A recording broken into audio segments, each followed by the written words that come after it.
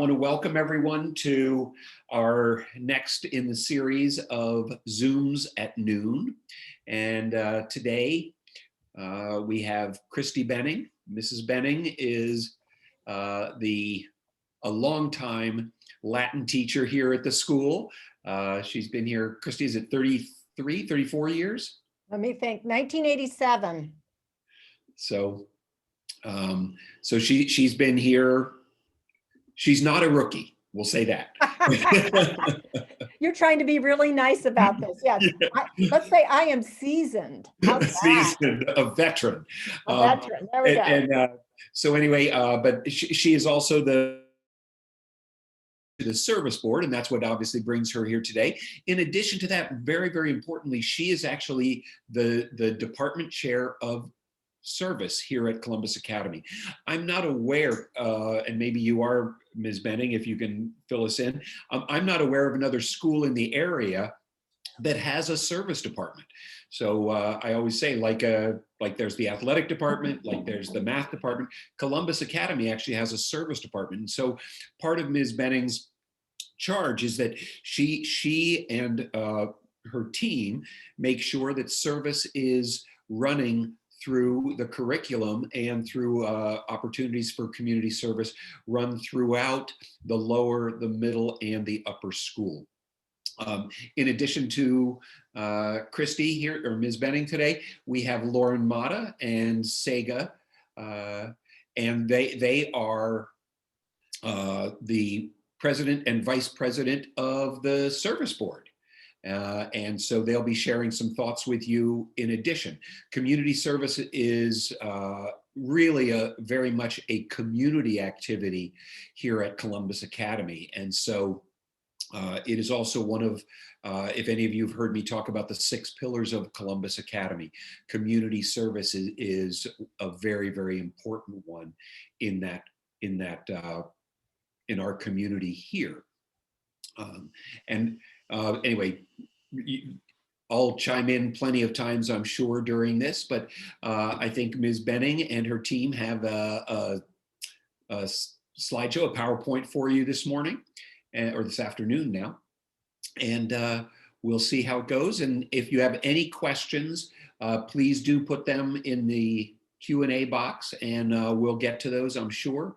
It's a smaller group today. We've only got 6 folks other than the presenters here. So, but we are going to be recording this and enabling us to share that with folks who are inquiring about the school later. So, Ms. Bening, we'd love to hear from you now. Absolutely. Can I share my screen? I believe you have that capability. That's wonderful. Here we go. Okay.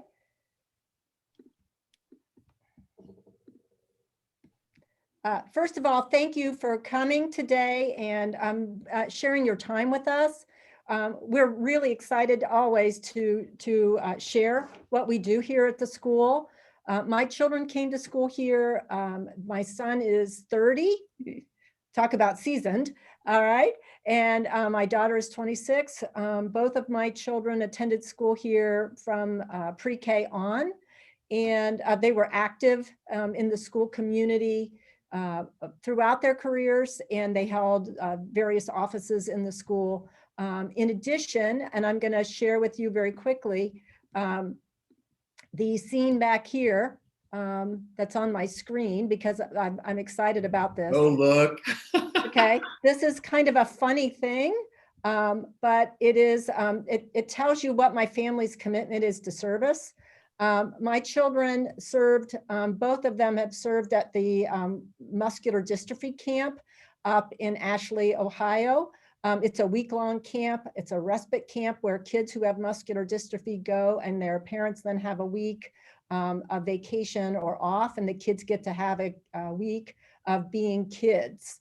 And so my children have been doing that. My son here has been doing that, not consecutively, but for many years since he was a freshman in high school. And my daughter here has been doing it consecutively since she was a freshman in high school. She is 26 and he is 30. So it is a very big part of their lives. They now are professional people, and their jobs give them the opportunity to take a week off and to commit to this particular service activity. And I know, John, your boys did this as well, and it was life-changing for them. Yes, yes, very much so. I've got a great story to tell later if I get a chance. There we go. Okay, can you guys still see my screen? Yeah. Okay, so great. So I'm going to let the girls chime in here and tell you just a little bit about the picture that you see here. All right, and I think we're really proud of this event, because despite all of the terrible things that seem to have happened in 2020, this was not. This was just a fabulous thing. So Lauren and Tsega, I'll let you talk a little bit about what this is, what's being pictured here. Christy, if you want to hit the present button, I think it'll make it full screen. How's that? Look at that. Ooh. Fancy. Oh, there we go. Okay, ladies, give them a little bit of information about what we did. Okay, so throughout the past years that Tsega and I've been on Service Board, our favorite event has been the sleep out. And we were disappointed this year when we really couldn't have that sleep out, where we would spend the night at the school and we would do different activities. Like I remember one night we Tsega, what did we do last year? We made signs. Yeah, we made signs, and we also made like little boxes with care packages in them for the kids at the homeless shelter, which is the Huck House. Yeah. So, and the sleep out is something where that's supposed to be a simulation of what it's not like to be homeless as a teenager, and having to sleep in maybe a dorm type area. And even though we can't capture that completely, it is a sense of an opportunity for our kids to have the idea of some empathy building and some care about others. So go ahead there, kids. I'm sorry to jump in. You're good. So then since we weren't allowed to have an actual sleep out and spend the night at the school, we were allowed to spend about like 6 hours from like till 11 o'clock. We were allowed to be at the school. So we had this wonderful group of people who signed up, and we organized all the non-perishable food items that were donated to the 30 families that we help support. Tsega, do you want to say anything else about it? Yeah, so we basically just spent the whole time. We had one group who went to Myers to go shop. We had another group sort out all the items for the 5th grade, because they also have activities they do to learn about service. And then this group out here, where you can see on all the tables, is the food and the cans organized by category so that we can send them out to the families. So this event is an annual event, and we did it in how many hours? What was that, 4? Probably 4. In 4 hours, we sorted over 200 boxes of food donations. And then another, what, Tsega? How many boxes of personal hygiene items? What do you think? Another 50? Yeah, something like that. 50 boxes of personal hygiene donations. And then what happens after this is all set up like the store is our 7th grade comes in with some demographic information that we receive from the Childhood League. And they then have a unit where based on nutrition and family needs, they build a week's worth of food for 30 families whose demographic information we have. The families' names are suppressed, so they have their privacy, but it's an activity for the kids to understand how to build a pantry and what it takes to feed a family for a week. And some of these families have 3 people, and some of them have 10 people, and some of them have babies, and some of them have grandparents. And so it is a way for the kids to understand that different families need different things at different times. So it was a fabulous event. We had a really good time. Great turnout. I noticed that there are a couple of parents over on the right. So yes, so true? we have some very dedicated adults in our community who are teachers. And Katie Frickle here, her mother is the one who started the food organization, this whole thing, and she is a teacher here at the school. On that night, we had one parent. This is our PACA representative here. Her name is Kimberly Allison, and she was here to represent the parent body. We also had a speaker on that night. Her name is Alyssa Lopez, and she is the principal of a local Gahanna school who came and talked about what the impact that COVID has had on many of the kids in her school. Her school is located over in the Lincolnshire subdivision over off of Agler Road. And then the other people that let me see if I can see over here. Some of the other adults that are back here in the back are members of our service department. And they came out that night to make sure that the kids, they helped the kids, they took them shopping, they provided support, and they just made sure that everything went smoothly. And it was a wonderful community event, just absolutely fabulous. So anybody have any questions about this? Okay, we'll go on.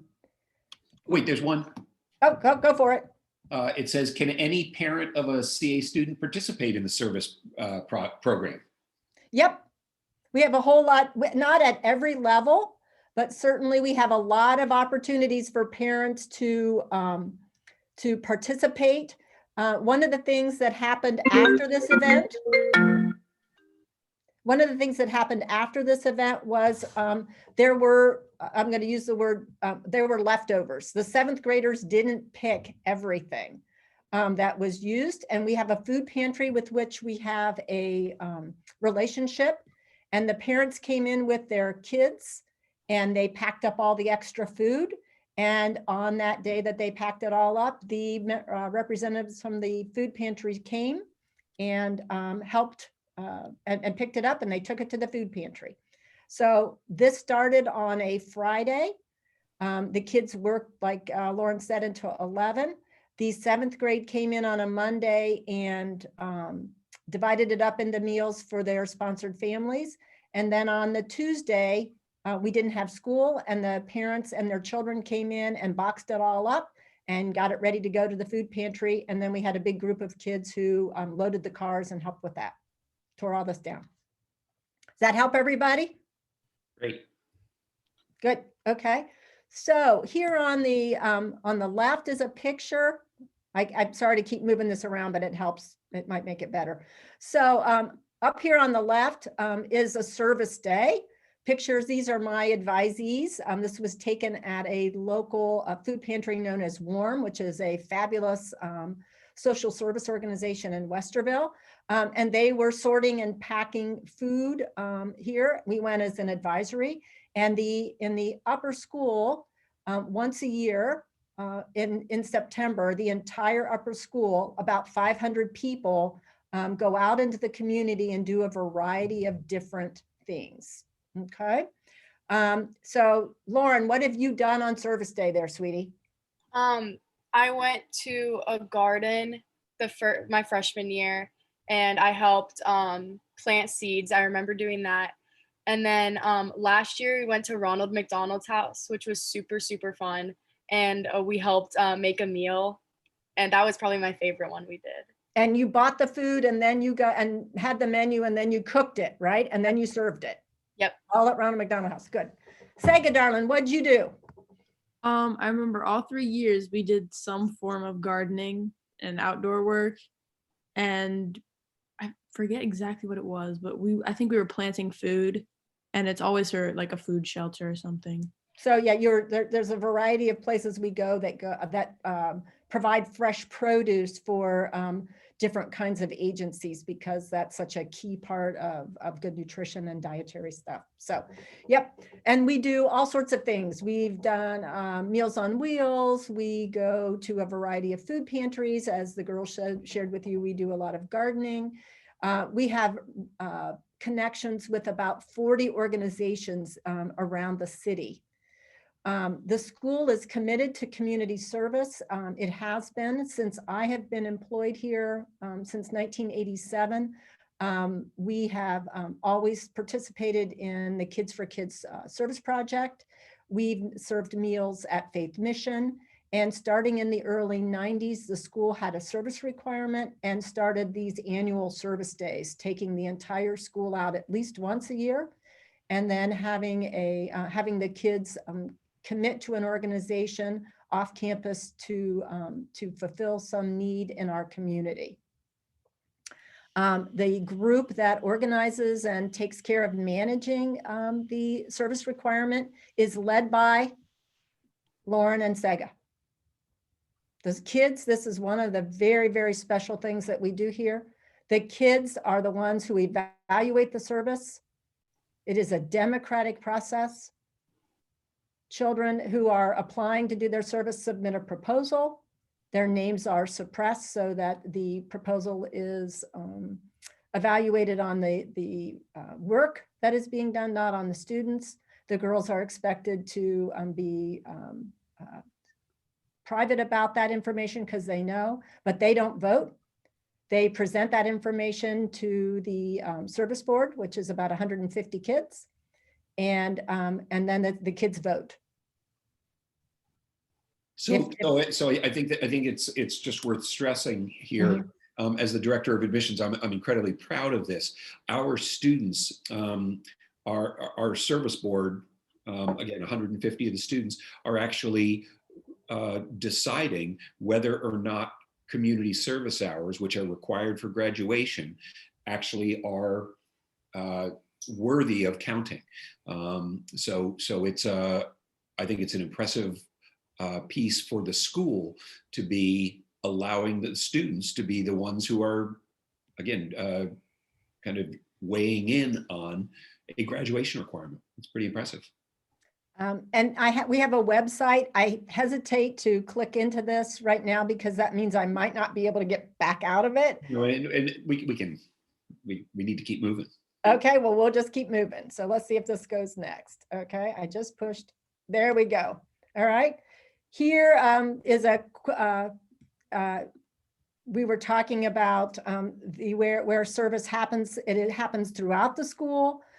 These kids are fifth graders who sorted and set up, after Tsega and her team set up the gym with all the personal hygiene items, they then, the fifth grade, went through with the same kind of demographic list that the seventh grade had, and they shopped for personal care items as part of their math curriculum.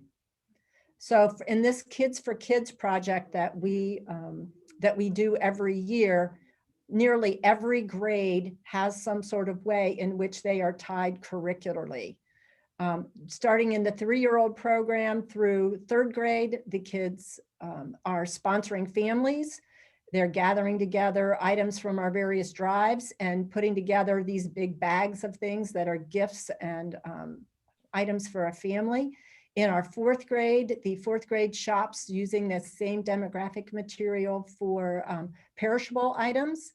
The 5th grade shops through these setup stores for personal hygiene items. The 6th grade, when we aren't in COVID mode, sets up the store. The 7th grade does the shopping for the families. The 8th grade sets up a store at a local agency, the Childhood League, and the kids in 9 through 12, the service board, are the coordinators of the food drive and do a lot of other activities. So at every level for this Kids for Kids project, which lasts about 5.5 weeks, every level, kids at our school can be and are involved.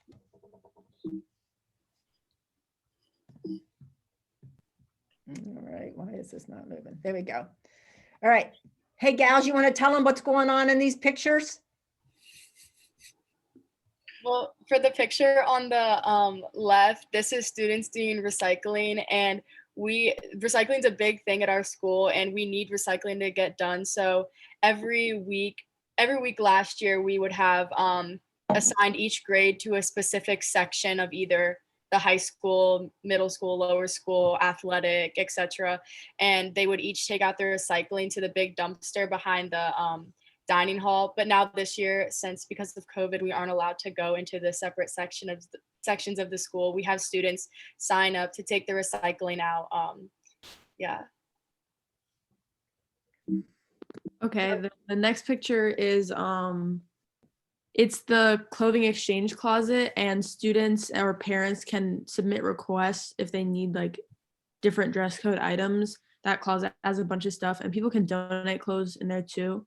And so when they submit a request to exchange clothing items, since they can't come in, a student now picks up that request and then they go shopping for them in the closet. And then that is also a service event now. And Tsega, this is open to anybody, right? So if a student has, rips his pants or has an accident or has an explosion in the ceramics room, this is free and available all the time, right? Yeah. Yep, there we go. So this is one of the things that we do as a community. We want to build into our community the idea of sharing, and with clothing items. So these are all gently used and there's no charge. But we also want to share with our students that it's their responsibility to take care of recycling, both with paper, et cetera, and also in the idea of clothing, that we can reuse some of these items rather than just throwing them away and landfilling them, et cetera.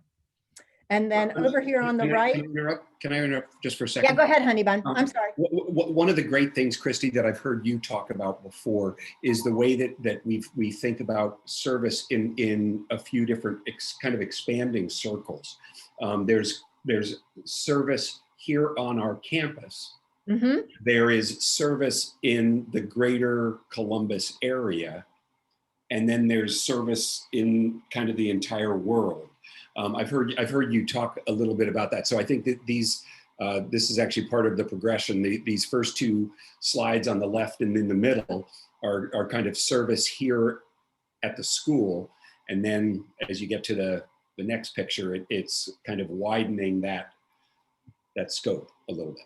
Right, and so this one up here in the upper right, on MLK Day, we have a big service day. And we either, the kids do a variety of things. They make blankets or squares for Project Linus, which is an organization that collects blankets for children who are suffering from some trauma. And we have a new thing that we started about 3 years ago, where we bake bread here on campus.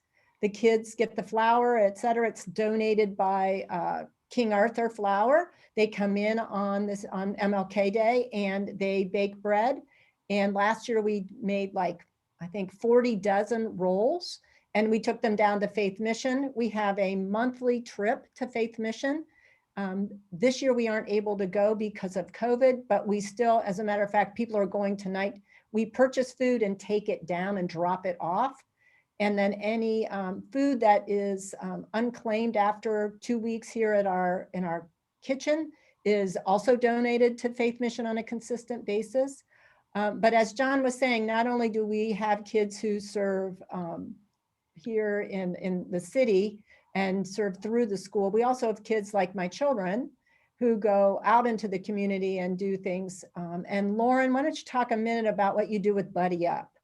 Yeah, so I volunteer at Buddy Up, and I have been for around like 2 years, I think. And Buddy Up is essentially an organization that teaches kids with Down syndrome how to play tennis and like coach them through fitness, etc. But because of COVID, since the courts were closed and we weren't allowed to like interact with our athletes in person, the site director called me and asked me to help plan this sort of online program. So we got together a committee of four of the most active Buddy Up members, and 3 of them were actually students from Academy.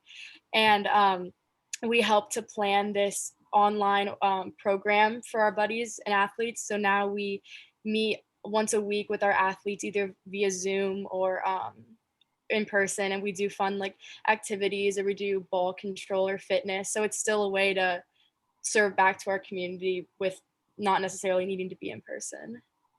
And then Tsega, didn't you tutor at the library?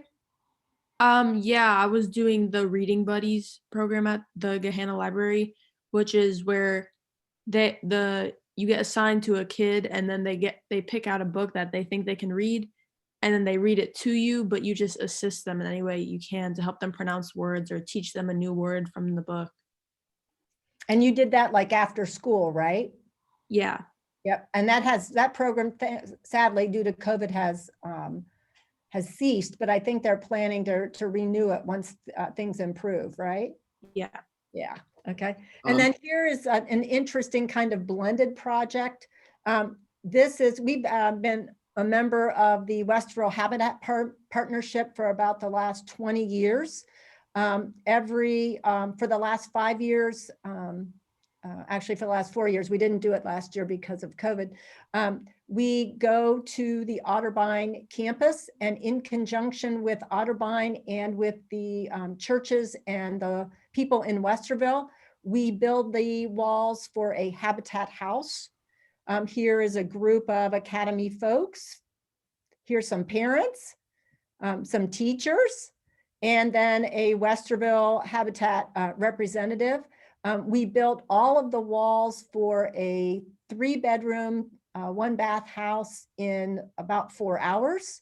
In order to pay for the lumber and to take this on, we have a empty bowls event where the kids, along with other artisans in the city and from around local, come in and they make bowls. And then these bowls, you can see them here, they're lovely, are sold at a low rate. There's a meal that goes along with it. It's a soup meal.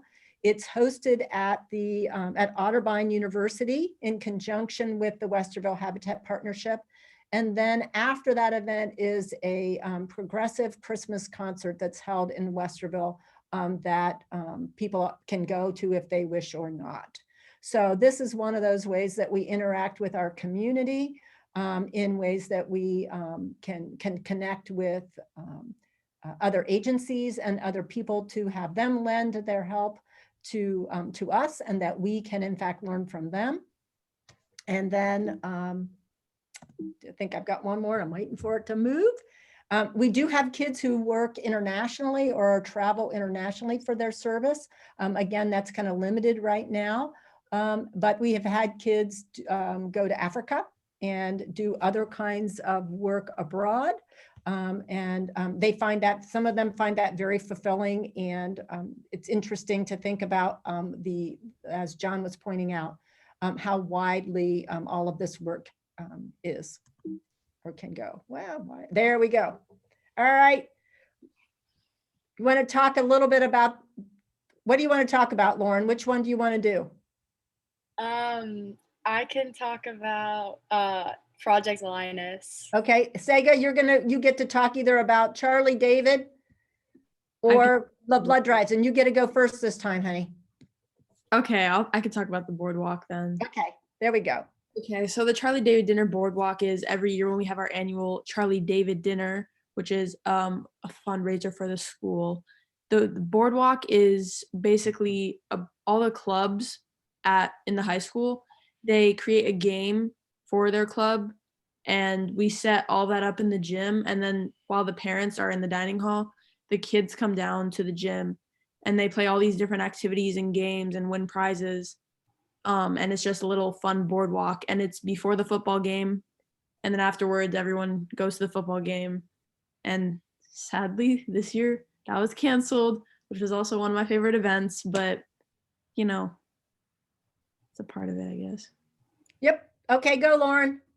And then Project Linus, like Miss Bening said, is where we make blankets for children who have experienced trauma. So in the bottom, you can see students knitting, or not knitting together, but tying together blankets. And then at the top was on MLK Day, we took little squares and like felt squares, and we colored in different designs.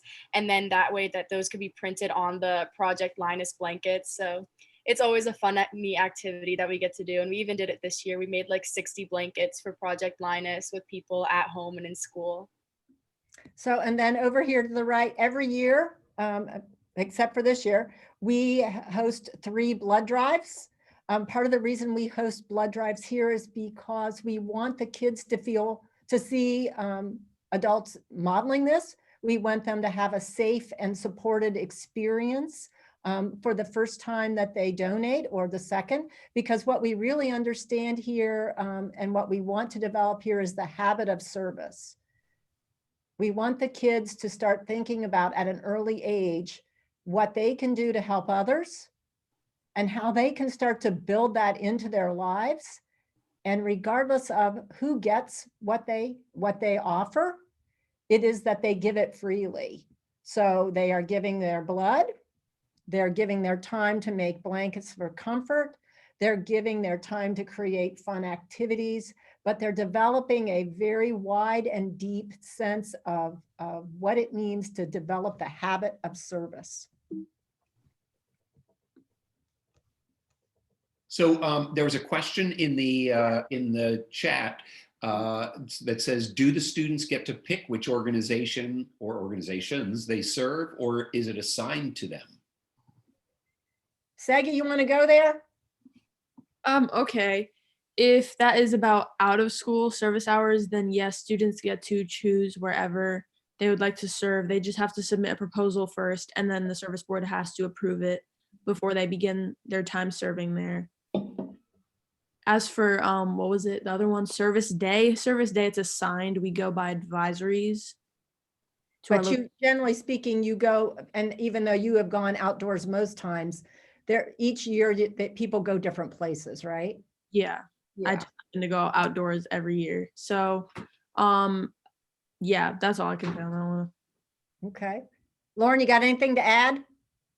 No, I mean, I was just gonna say that the student submits a proposal for where they want to go, and then the service board has to decide whether an actual need is present within the work that they're gonna do, and that is mostly what we base it on. There are other things like you can't work for your parents or you can't be paid to do your service hours, but like the main thing is that there needs to be a need involved in your service hours. Yeah, and one of the things, if I can break in again, speaking as the admissions director, and someone who's been at the school a long time, I remember very early on, this is probably, Christy, you'll help me there, 25 years ago or something, community service, some students were completing their hours. They were going out and perhaps canvassing their neighborhood to raise money to fight juvenile diabetes or whatever it may be. And as the service board evolved in terms of their regulations, they said, you know what, it's not that raising money is a bad thing to do by any stretch, but that's not really what the community service requirement here at Columbus Academy is trying to move for the kids. The idea is that they really are following up on what Lauren said, meeting a need. They're actually seeing the folks whom they're helping affect. Isn't that true, Christy? Yes, and I would go back to the picture that I showed you of my children. And Lauren mentioned that, and Tsega does too. What we're looking for is to meet a need, but what we're really hoping is that the kids are able to have some sort of direct contact and make a connection. Just as Tsega said, when she's reading to a child at the library, or Lauren is working with somebody with Down syndrome to help with their agility and to help them learn how to chat with people and do all sorts of things in that sort of way. That the emphasis on our program and in our program is not on fundraising, but on actually engaging. And I'd go back to the statement at the beginning of the slideshow that the school is really about engagement. What we're really looking for with the kids is for them to have a real experience doing something for someone else. Yeah, and I also volunteered at Sunrise before I worked at the library, and that was basically just working with the seniors living there and keeping them company and taking care of them and stuff like that. So, any other questions, suggestions?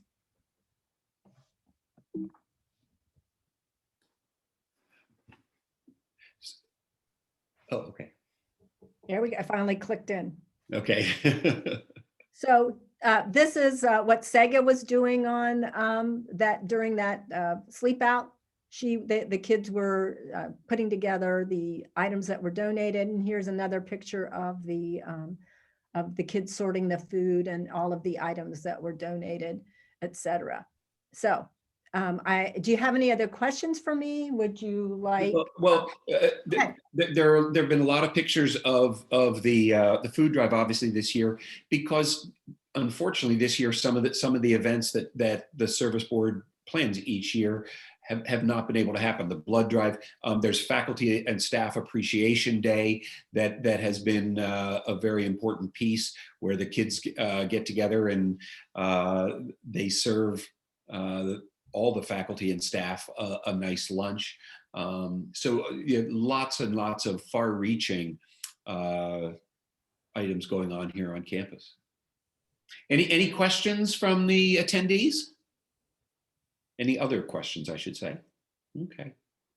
Well, thank you very much. This is the last Zoom at noon that's going on before the winter break. We'll be back on January 5th with Tom DeVore and Luke.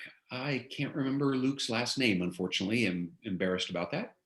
But they are two of our technology and STEAM teachers here at the school. Tom DeVore is in the upper school, a physics teacher, and works heavily with robotics. And Luke helps with the maker space in the middle school. So they'll be talking about STEAM. The next week on the 12th of January, Jen Conti will be speaking about our internship program for the high schoolers. And then on the 19th of January, Brelly Fahrenkopf will be talking about reading, particularly in the lower school. So we hope that you will join us for some of those, and we'll go back to our Tuesday virtual open houses, alternating weeks for lower school and middle school / upper school. So we hope to see you all in a further Zoom or a further meeting. Appreciate your time today. Christy, Ms. Bening, thank you so much. Tsega, Lauren, thank you both for sharing with your expertise with the group here and letting us take some of your time to share one of the real pillars of Columbus Academy, our community service work. Thank you very much. Bye-bye. Bye. Thanks, guys. Thanks, gals.